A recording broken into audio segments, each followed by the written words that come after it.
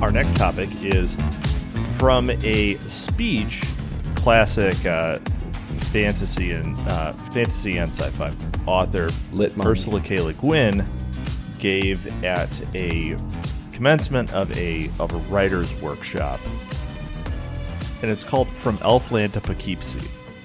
And in it, she sort of lays out the difference between it and honestly, this is it's very Moldbug-esque, like this naming of a concept in a funny way, so that you can continuously point back to it. Elfland, in Le Guin's conception of it, is sort of the world of enchantment. It's, you know, it's not just, say, the generic fantasy setting of elves and dwarves and dragons and wizards. It's the idea of a completely idealized, iconic kind of fictional reality that can be taken seriously in its own right. Okay, versus Poughkeepsie, which is a nowhere city in upstate New York. It's basically the average place. It's the real world in the worst sense of that. And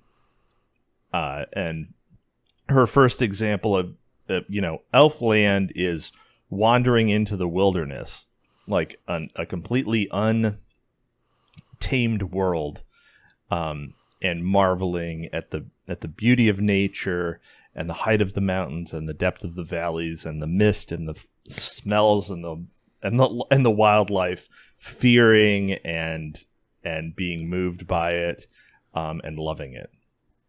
Whereas Poughkeepsie is driving your Winnebago into Yosemite, putting it in the parking lot, and acting as if you have been there in the same way as the people who go to Elfland.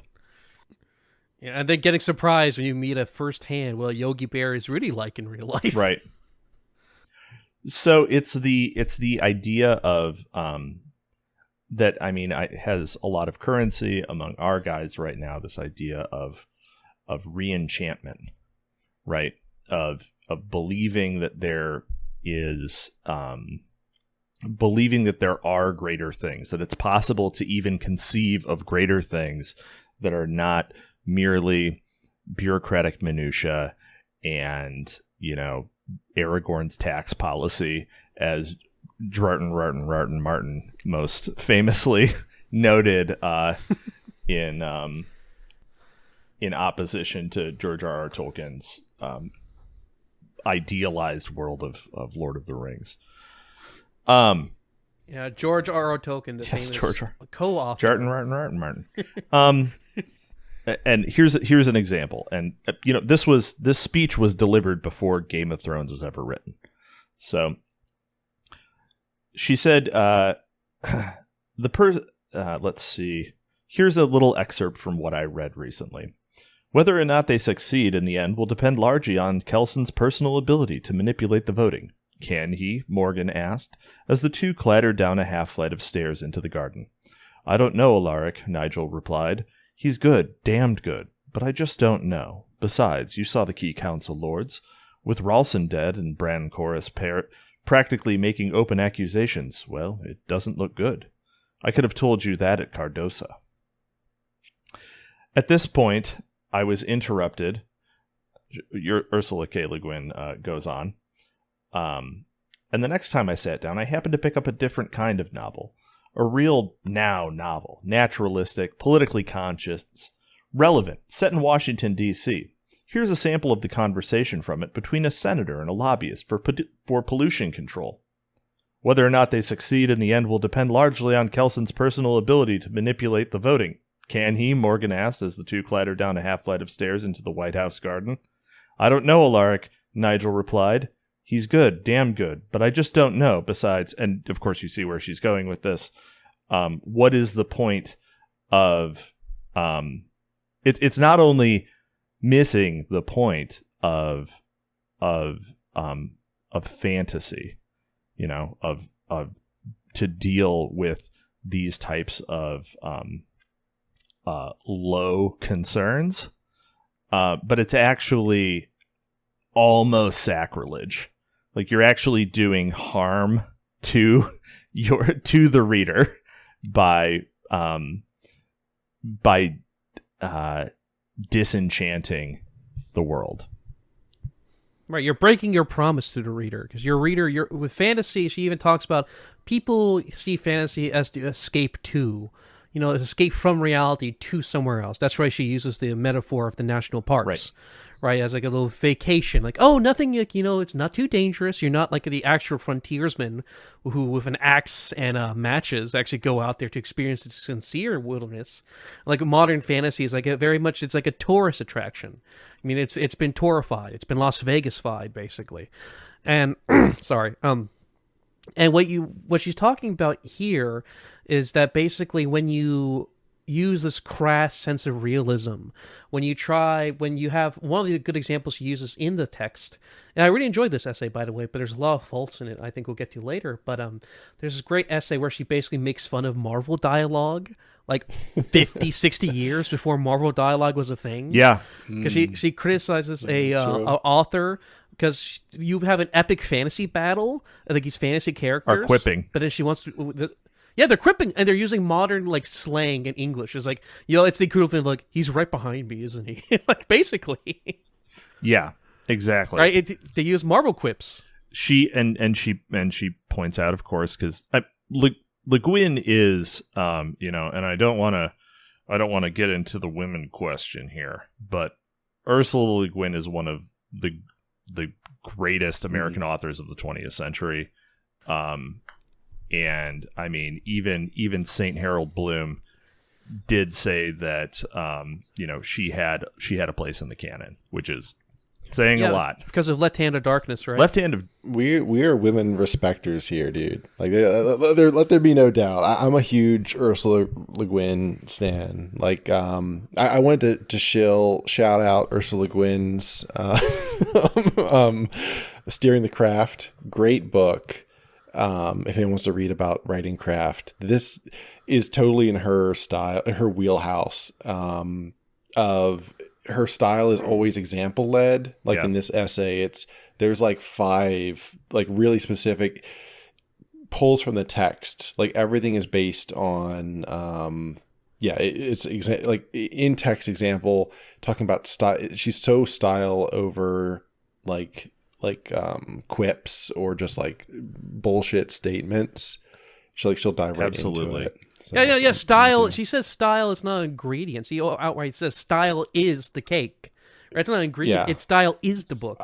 I think that's the most important statement in the whole text, actually. Like, I was going to call that out.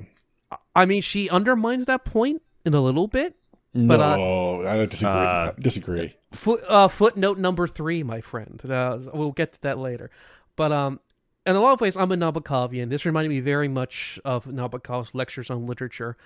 Now, as an American, you notice that her stress on style, she says stress is in dialogue.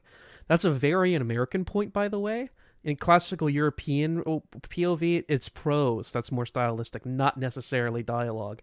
The Americans tend to be more dialogue-oriented, and that shows more style. That's the big difference between the two. I mean, a slightly different but similar criticism is believing that plot is somehow the most important aspect of a book, and thinking that you basically have read the book if you've read a plot summary, which is makes me want to Fed post. I think the only author who like went by that philosophy was Agatha Christie. I think. Was there any author that ironically gave a fuck about plot? Trope eggs. They're all about it. Lots of the people that write the stuff we were just talking about. Yeah, and the people, the readers of it are just they go by the plot. Like, what is it about? Was it friends to lovers? Is it about boyfriend kidnaps me or whatever generic trope? Yeah. Or, oh yeah, well, but the Preg. trope facts they talk about they don't create though. I was talking about creators, like the TV trope people. They literally just like jerk off each other and like get each other canceled for having wrong opinions on TV tropes and which folder to put it under. Right? Yeah. I I don't know if I agree with your statement about her though. About I just want to defend Milady. I want to wicker shield Milady on your accusation that she was talking about just dialogue, because her samples are very prose heavy. Like the first one is dialogue, but the others I believe are pretty much prose. Oh yeah, no, she's exemplifying what's good. I wasn't criticizing her example. She said, "Oh, prose." She said, "I want to point example. Prose is the most obvious way of seeing stuff." It was mostly a nitpick. It was a nitpick from me.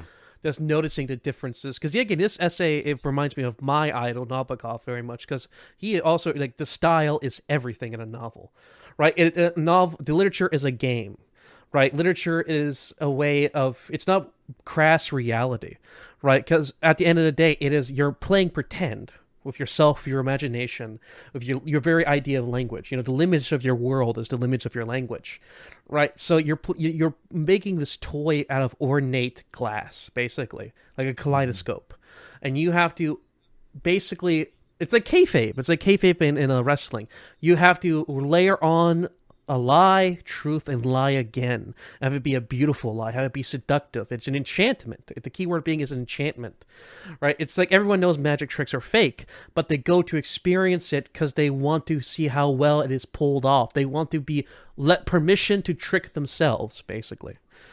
You know what I mean? Yeah, I mean they're looking for enchantment.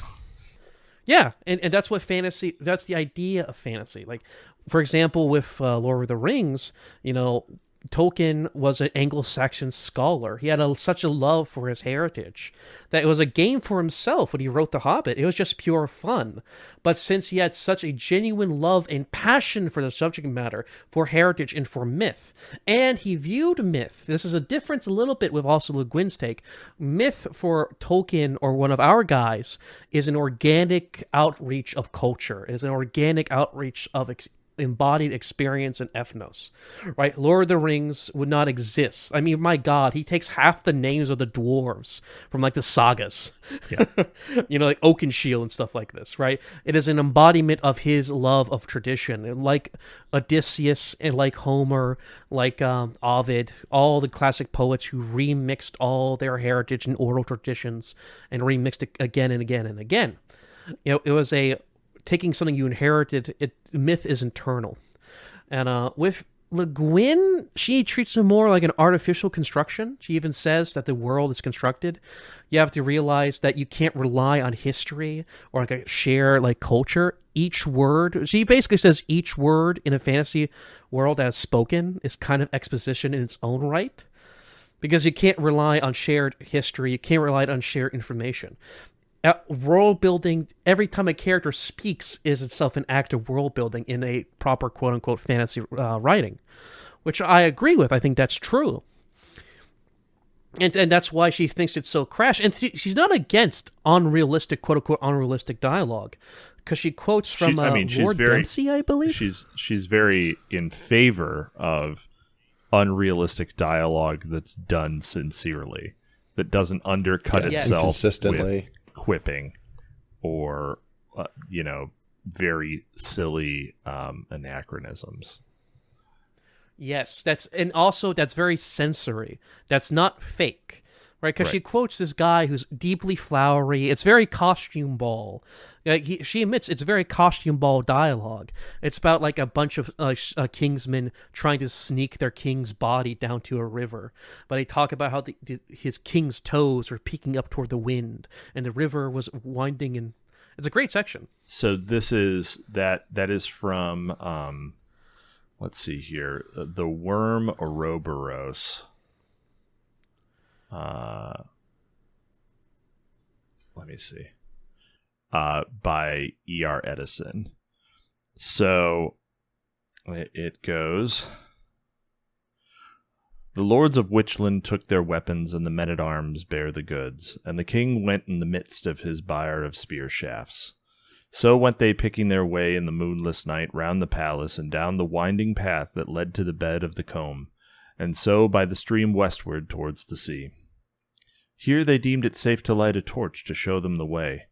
Desolate and bleak showed the sides of the combe in the wind-blown flare, and the flare was thrown back from the jewels of the royal crown of Witchland, and from the armored buskins on the king's feet, showing stark with toes pointing upward from below his bearskin mantle, and from the armor and the weapons of them that bare him and walked beside him, and from the black cold surface of the little river hurrying forever over its bed of boulders to the sea. The path was rugged and stony, and they fared slowly, lest they should stumble and drop the king. Beautiful. See, it's such a bang. The toes really pull it together. Unironically, by the way, it's a beautifully detailed, ornate, right? But it is performative. Sure. But it's naturally performative because the author, she notes this. It is performative. It is quote unquote fake. It's not natural dialogue, but he does it so beautifully, performs it very well. He's naturally performative. He's distilling a bloodline of experience and a bloodline of linguistic tradition into a very fine shape. Like even like the line, "So went they," like just those 3 words alone, like is like so distinguished from any contemporary writer, like the way they would phrase that sentence. And he does that consistently, line by line by line by line. And it's why I finally agree with her main argument. And I always love her essays on this kind of stuff, because she is so like the style and I would also add like the POV, like is the story, like the story in this case. Like if you put the line, Cap, you just read very well, in bland, third limited, I don't even say George R. R. Martin, because I think he does write well for what he does. Yeah. But if you just put it in this like bland, third limited, it would like that anyone could write in like 2 minutes and just pound out. Yeah. It would be completely different. They walk experience. carefully along the stream, making slow going because of the uneven terrain.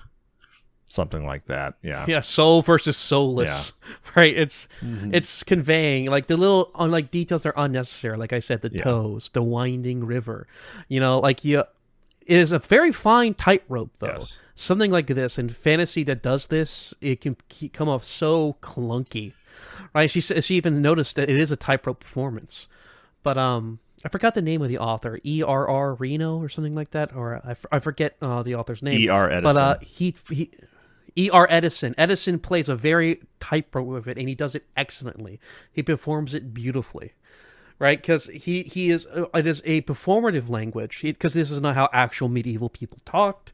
I mean, read the Canterbury Tales for God's sake. They can't even spell night properly, right? Or even Shakespeare. It is a kind of a word association game of the meme of like early English, or the meme of Arthurian chivalry era fantasy, right? But he sells you on it, right? A good salesman can sell anything, complete gibberish, if the way he conveys that information to you makes a connection. It hits you in the nerve.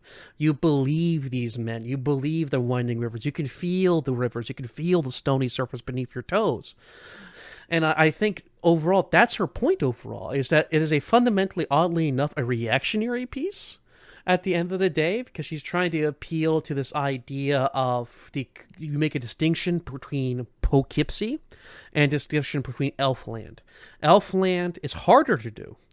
And it is harder to do, but if done better, final line of this essay, I believe, fantasy can be realer than real, right? It can be better than the real thing in a sense, because it's so finely constructed, right? It's the idea of the natural dialogue. Andy Sorkin dialogue, who's always claimed to have natural dialogue, even though that's bullshit, right? No dialogue bounces that well, but it's like almost a pornography of what dialogue should be, the platonic ideal of conversations. Or same thing with Tarantino, how he writes dialogue. With fantasy, it's the platonic ideal, because she even uses the word vitalism. She's like, every word has meaning. Like, even specifically uses the word vitalism. Yeah, yes, literally vitalism. This speech is really like fantastic for the times we currently find ourselves in. Yeah, Le Guin was ahead of her time and of her time in certain ways, but yeah. And it's that of her time, and I love this essay. I actually really had fun with this essay. And the next essay after this, Why Americans Are Scared of Dragons. It was, however, there's 2 lines that I felt were off. Sure. Were my biggest critique. Which were, hold on, I got the digital one. Let's see. It was, she complains, okay, so there are infinitely worse examples I could have used. I choose this one because in this book, something good has gone wrong. Something real, notice she loves the idea of real, has been falsified. There could be no use at all in talking what is generally passed off as quote-unquote heroic fantasy, with all the endless barbarians of names like Barp and Claude and the Tarnsmen and the Clansmen and all of the rest of them. There'd be nothing whatever to say, and here's the parentheses. Not in terms of art, that is, semicolon. In terms of ethics, racism, sexism, and politics, there'd be a great deal to say. Right. Right. So this is probably the first. Also, yeah. Call out to John Norman. So yeah, Tarnsman Bros. We'll never recover. No, dude, I copy pasted that because I didn't know what she was referring to. And it auto-corrected to trans men, by the way. Oh, of course it did. Yeah. The trans men of Gore. Sorry, Ooh, you're sequel. still a natural slave. Always have and always will, right?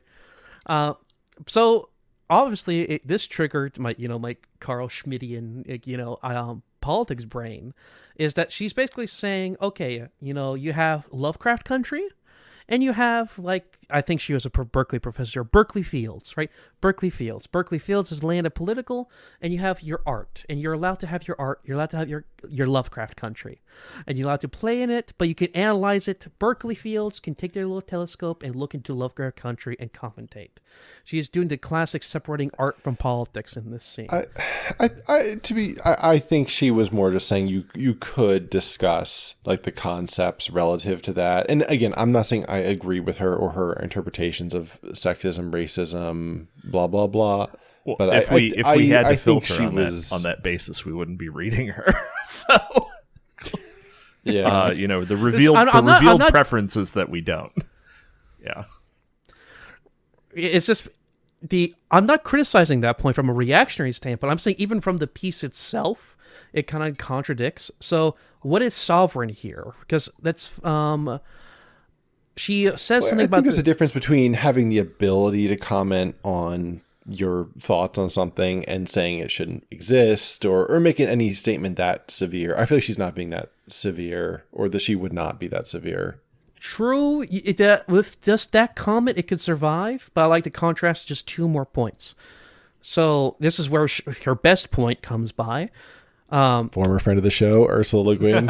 former friend, former art hoe of the show, Ursula Le Guin. Let's get that Elaine art hoe edit of Ursula. Let's get that up, Jamie. Let's get the Pog edit.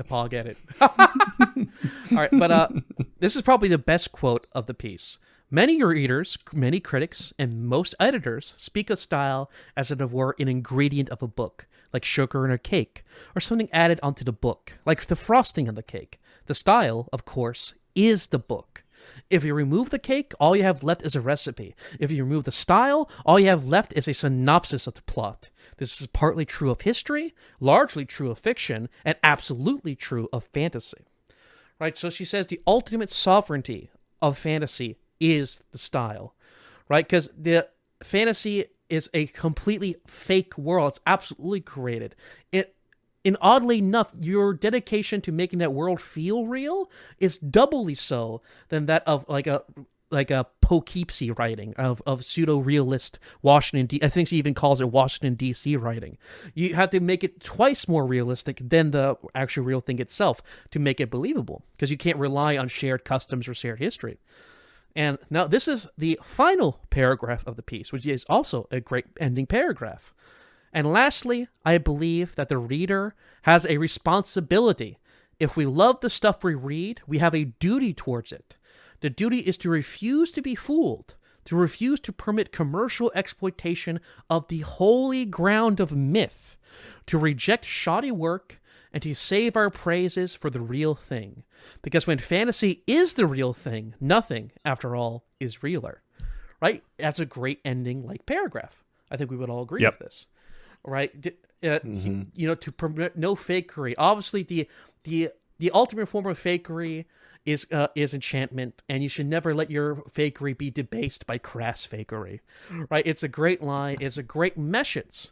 Now, however, I like footnotes. I'm a David Foster Wallace guy. Of course, I like footnotes. And if you go to footnote number 3, now this essay was published in, I believe, in 1978. Yeah, it was the 70s. 73. Yeah. Now, however, in the updated version in 1989, this is what she has to say about her previous line about you should separate your fantasy, your art, from the idea of political lens. Quote, I don't find it easy as I did in 1973 to separate art from ethics, racism, sexism, and politics. And this is hyphen. This is the contradictory line here. A dangerous, Gabe is hijacking this completely. Yes, a dangerous, usually illusory. She has the balls. The gambetes? What's the female version of balls? Gambetes? She has What? the gambetes.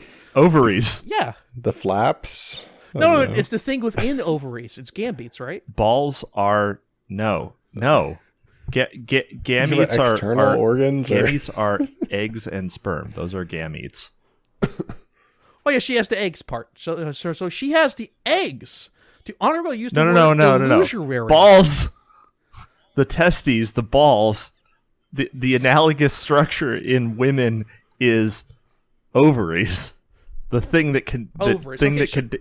Yes. Contains. I Yeah. feel like I'm on crazy All pills right, right now. Waffle Bros. I feel the debate coming on. She has the oval-shaped ovaries, to use the word illusory or illusion. Illusory. To critique. Like you have, look at the final fucking I paragraph. actually agree with her though. I don't think arts can be separated from ethics. Well, then the style and is no longer politics completely. Sovereign. Not electoral like cringe, but I mean fundamentally what we're doing, art and politics do have some kind of alignment, like the way we view things. Yeah, it's not entirely it's not entirely possible to separate them. That's absolutely true. Like because true fiction, this transcendently true fiction that she's talking about, and that I think all of us like to read, is inherently shapes or reflects or focuses a worldview, right? And that has consequences. If you read nothing but stuff that is fake and gay, like you will not be able to comprehend a world that is otherwise. I mean that's why dissident publications exist. Yeah, there are value propositions in the type of the way things are written, and so we may be on different sides of the fence, but I don't think she's crazy for saying that there's a connection there. And I don't know. She's definitely on the other side of the fence there. Don't get me wrong, but this is not me critiquing an enemy or a partisan here. I'm saying within the text itself, it seems like she's making fundamentally a modernist point. Like a stylistic work as itself, as an aesthetic piece. She's making a high modernist point. Totally disagree. You don't think her so? argument? No. I'm going back to friend of the show, Michael Lindsay, Living Religion. Like the writing style, the way she's discussing it is like, to be believable, it has to lie and persuade the reader who's willingly indulging this lie that they are participating in the voice, in the point of view, in the, what's the term she uses? The style. In the style, that this is a real thing. This is a consistent thing. I was recently rereading The Great Gatsby, and like it masterfully presents this sort of like melancholy Midwestern guy in, talking about a sort of a past time that's been lost. And like, that wasn't exactly the guy who was writing it, as I understand. Like, he was pretty young at the time, actually, when he was writing it. F. Scott Fitzgerald? The old little Cock Fitzgerald. Yeah. He was quite young when he wrote that. But he masterfully presents that voice so that you believe it. What's another, Book of the New Sun, another one of my personal favorites in terms of like voice presentation. Like, it's completely masterful in the way it presents this false setting that the POV is completely familiar with, you're alien to, but it's done in a way that it creates this. It has a value set to it. It has a complete like master of tone. It's not coming out of nowhere. It's not modernist in the way it's like it's all a lie, LMAO. It's I don't know, I'm struggling for the exact word. It's pulling together a tradition, and it's a lived tradition, and it's making you believe that the writer, that the speaker is presenting this lived tradition to you through really careful word selection, aka diction, sentence structure, like we had in the last example with the king of, what was it, the worm, Ouroboros, King with of Witchland. and so they went picking. And some of these other like weird turns of phrase, like that a modern person wouldn't use, that a pirate wouldn't use, that a Chinese immigrant wouldn't use from 1960, there's all these different voices you can adopt. And that is, when she's talking about style, that's what she's talking about. She's talking about either a real lived tradition or a totally false lived tradition that you've generated so compellingly that someone's like, I know it's a lie, but I want to participate because it seems fun and it seems consistent. And so to me, that is like, that's not a modernist interpretation. That's regardless of what she thinks. I don't know what her opinion on this would be, but it's a very classical view of the spirit of a culture, the spirit of a value, of values. And I agree that's part of her point, and I that is definitely part of the main text. The reason why I have such a problem with it is like it's like her example of the characters literally looking at the reader and winking and saying, "We're just like you. We're quipping. We're breaking the fourth wall."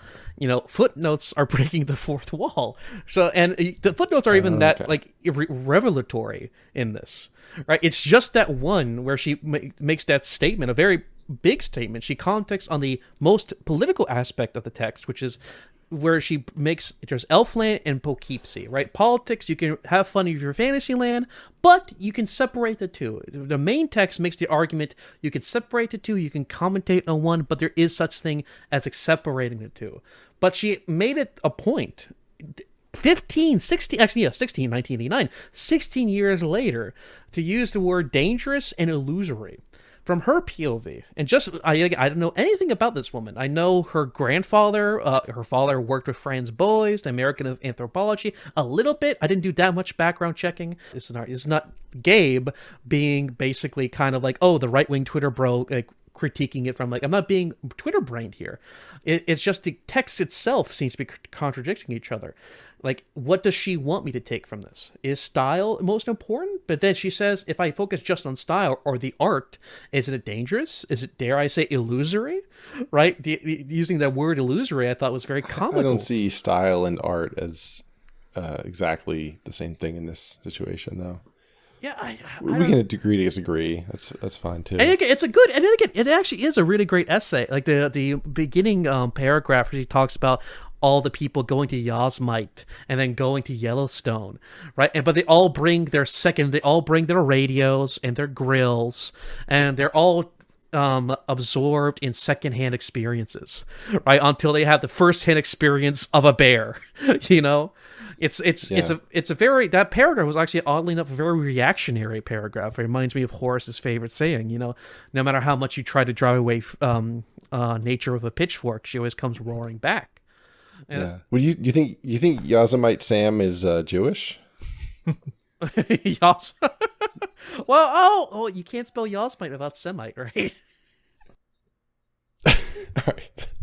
We may have hijacked your topic. By we, I mean Gabe. It was too good of a topic. I actually generally did like chewing on this essay. I took notes on it for real. Well, Cap, what was your take on the political angle of it? I literally I glossed that because it was not the. I mean, I said that I do understand that it's not entirely separable, really. But yeah, I mean, to the degree that it's mentioned in this piece from Le Guin, which it isn't really, I didn't care. Other than that, she did call out my man John Norman. Women are slaves, and also she subtly references Conan, by the way, with the barbarian part. Well, she just mentions all of the heroic fantasy, which I mean, yeah, like Edgar Rice Burroughs and John Norman, and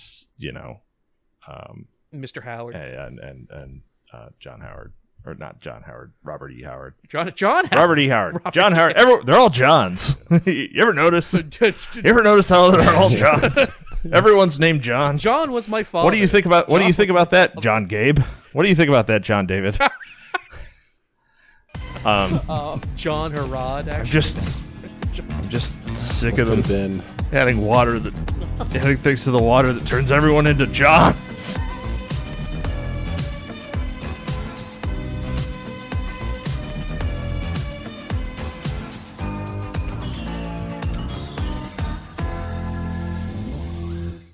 She has the balls. The Gambeats? What's the female version of balls? Gambeats? She has the Gambeats